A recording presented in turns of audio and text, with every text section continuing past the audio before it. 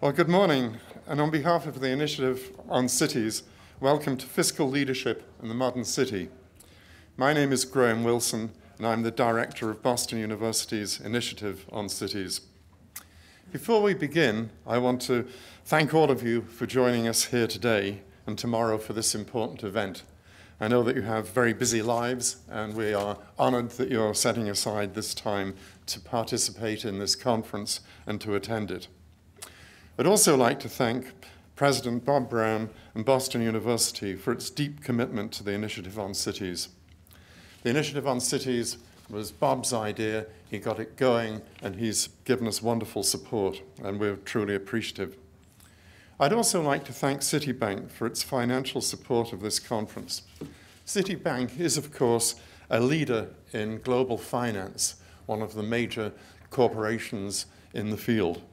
But it has also played a critical role in promoting awareness of the opportunities and problems that confront cities, and in being a leader in setting the agenda for thinking about those problems and opportunities. So thank you, Citibank, for your support of this conference.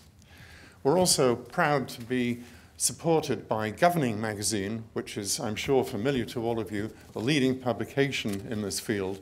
And as I say, it is a source of great pride to us that Governing would support this and be one of the sponsors of this conference. The Initiative on Cities is an office co-founded by our late co-director, Mayor Thomas Menino, and myself. Our team is dedicated to studying dynamic urban leadership on cities around the world and building a bridge between academic research and real-life practice of city governance. Fiscal Leadership in the Modern City marks our third City Leadership Summit, a semi-annual gathering of experts from across the public, private, and non-profit sectors to discuss the most urgent challenges and opportunities facing cities. Last year, we conducted our flagship research project, a national survey of mayors, in which we spoke with over 70 mayors throughout the country about the issues that mattered most to them. That survey has been renamed the Menino Survey of Mayors and serves as a foundation for our programming and research moving forward. One of the most critical findings of the Menino survey was that cities everywhere are facing immense fiscal challenges, from increasing healthcare and pension costs to underfunded infrastructure, decreasing federal and state aid to stagnating revenues. Mayors, CFOs, and budget directors are fighting an uphill financial battle compounded by the millions of people flocking to our cities every year. It's been fashionable of late and appropriate for people to celebrate the contributions that cities make to their regions, their nations, and indeed the world. But left on the table in that celebration is sometimes the question of who is going to pay for cities and how are they going to balance their books. Is the current business model for American cities sustainable? What innovations are necessary to ensure our cities continue to thrive? Can we learn from the experiences of Detroit, Boston, Providence, and others? And most importantly, how are we going to pay for the cities of the future? We're thrilled to be joined here today and tomorrow by an outstanding roster of speakers and panelists who will delve into these issues and more. And let me say at this point that there will be full details on all the speakers in this, I think, very handsome program for the conference that has been produced. And we will be introducing some of the speakers as we go along, but you'll find more details on everybody in the program. So we thank you for being with us this morning at Fiscal Leadership in the Modern City, and we hope you'll be able to stay with us over the next 2 days for many rich discussions and important insights. Now I'm pleased to introduce the president of Boston University and the driving force behind the success of the Initiative on Cities, Dr. Robert Brown. As I mentioned before, Dr. Brown invented the Initiative on Cities and has provided the drive to get it going. He began his tenure as president of Boston University in September 2005 and has helped establish BU as one of the top research institutions in the world. he conveys to the whole institution a sense of dynamism and progress that has taken us to the top ranks of universities and will take us even higher. This year, BU received a record number of applicants and is poised to continue growing as a multidisciplinary hub of scholarship and academic excellence. President Brown has been an invaluable ally for the Initiative on Cities as we seek to make a positive impact on urban leadership. Please join me in welcoming President Brown.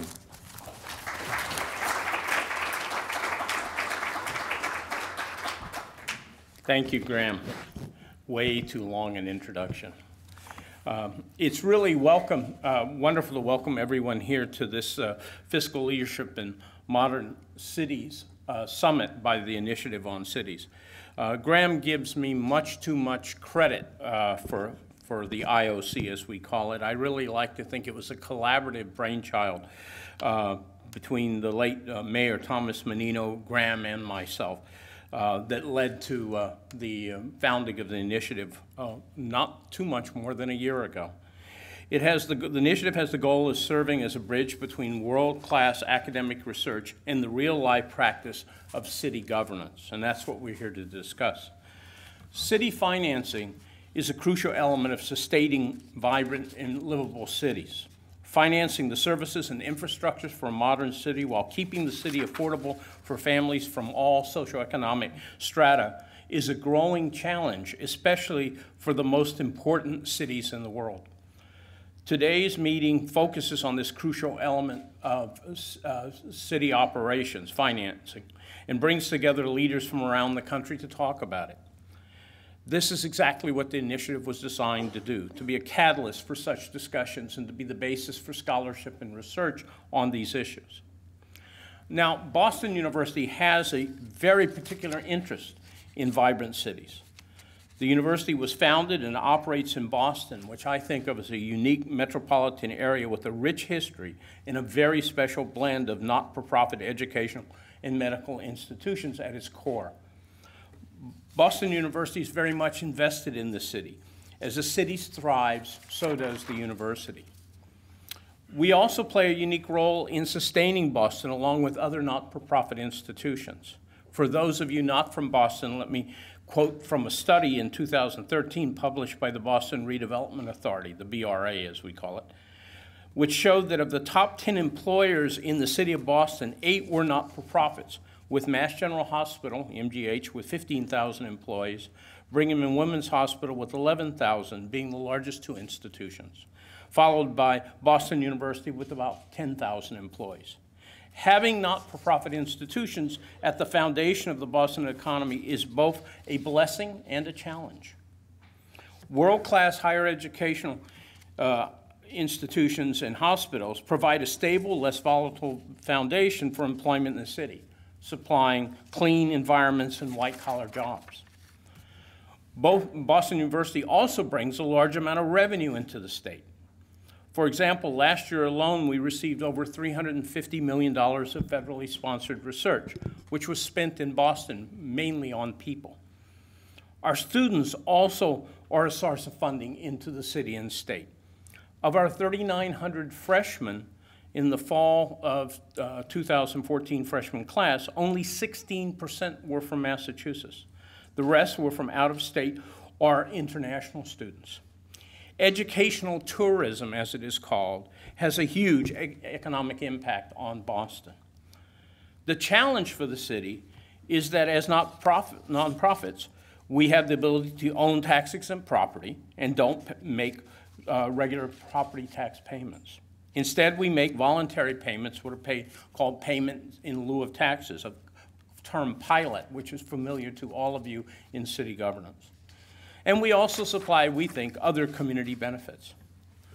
Boston has led the nation in an attempt to organize a rational pilot program for designing payment requests from institutions in the not-for-profit sector. The Lincoln Institute of Land Policy described the Boston program in a paper that was published in January of 2013. In the Boston program, the city makes a stated request of each institution based on the value of their property holdings and agreed upon community benefits that the institution supplies. For Boston University, many of these benefits account for our investments in the education of the residents of Boston. For example, we supply both grants for full merit-based aid, named the Menino Scholars in the honor of our late mayor, to graduates of the Boston Public School system, and through a unique need-based aid system called the Community Service Scholarship Program, we meet full need without loan for all graduates of BPS who apply and are accepted to BU. Last year, the funding of these two educational programs to Boston city residents totaled almost $17 million of financial aid. And no other town or city or constituency receives aid at that magnitude. We interact with the city in many other ways, from collaborations in the Boston Public Schools, health promotion initiatives for youth, and our clinical medical school faculty that populate the Boston Medical Center, which is the city hospital of Boston. In partnership with the city, we also drive and fund many of the infrastructure improvements around our campus, including the partial funding of the redesign of Kenmore Square and of Commonwealth Avenue. In addition, we make the largest pilot payment in the city of Boston, last year totaling over $6 million of cash, which was equal to about 92% of the amount requested by the city, a much greater fraction than paid by other large educational institutions in the city. One might ask, why not fund the 100% of the request?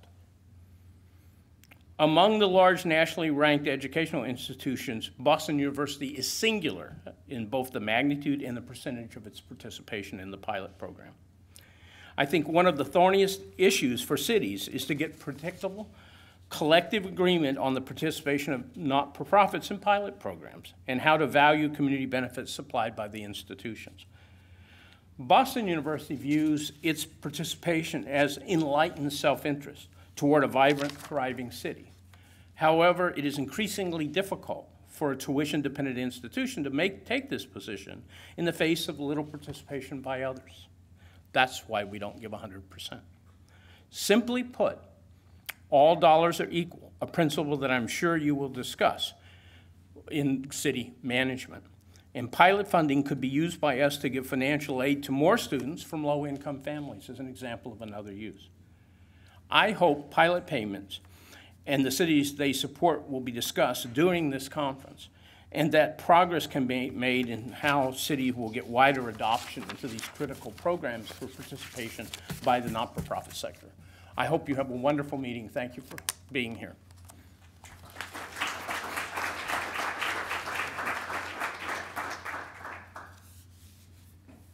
Thank you, President Brown.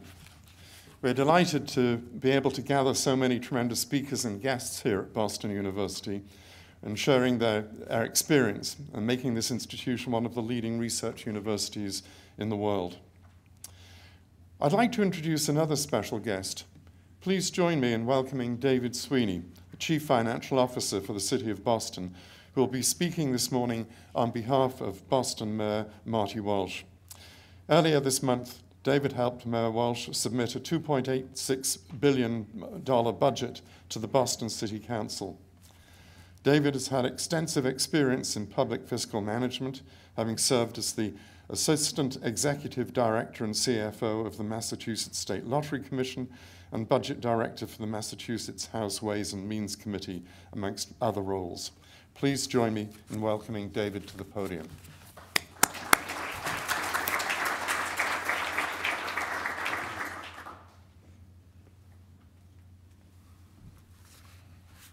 Thank you, Graham. I'd also like to thank Dr. Brown and Boston University, not just for hosting us here for the next 2 days for the Fiscal Leadership Summit, but for the creation of the Initiative on Cities to begin with. I think the Initiative on Cities has created a unique opportunity for practitioners, academics, and our partners to work together towards solving the most critical problems that cities face in modern America. The expertise from various fields gathered here today and tomorrow certainly needs no endorsement from me. However, it's very exciting to have participation from various sectors across academics, across cities throughout the East Coast and across the country, as well as watchdog-type groups and in our other partners in the financial world of municipal government. When I first heard about the summit that we're gathered here today to participate in, I was struck by the pertinence of all of the panel discussions on the agenda. I don't think I've ever been to a conference before where I was interested in every panel that was offered over 2 days, and also where those panels were directly relevant to the work that we do on a daily basis at City Hall. And frankly, if we were designing this agenda solely for the city of Boston, I don't think we could have done a better job in picking the most pressing issues to discuss over the next 2 days. So for that, I thank the initiative on cities again. I started with a new mayoral administration in Boston about 1 year ago, about a week away from my year anniversary of beginning. We inherited a very stable fiscal situation in Boston with a AAA bond rating, strong reserves, very strong, established conservative budgetary policies, as well as fiscal controls. We're also now experiencing an unprecedented period of economic growth in Boston. So we inherited a very good situation relative to some of our peer cities throughout the Commonwealth and across the country. However, I'm struck by just how fickle our fiscal stability is. With declining state and federal aid, in which Boston's net state aid is projected to be a negative in all likelihood in the next couple of years due to stagnant state aid combined with increased charter assessments, decreased federal aid, especially to the Boston public school system, and looming pension and OPEB liabilities, as well as a maintenance backlog on our infrastructure with a price tag in the billions.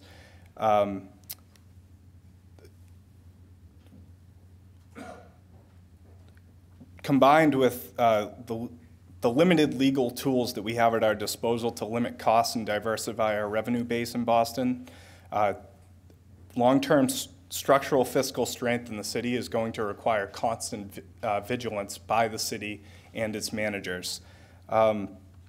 So as someone who typically plays the skunk at the garden party every day at City Hall, I'm thrilled that we're here to discuss solutions and to share what's working and what's not working in different cities, and to hear from academia about what we see on the horizon as potential tools for the city to continue its strong fiscally stable situation.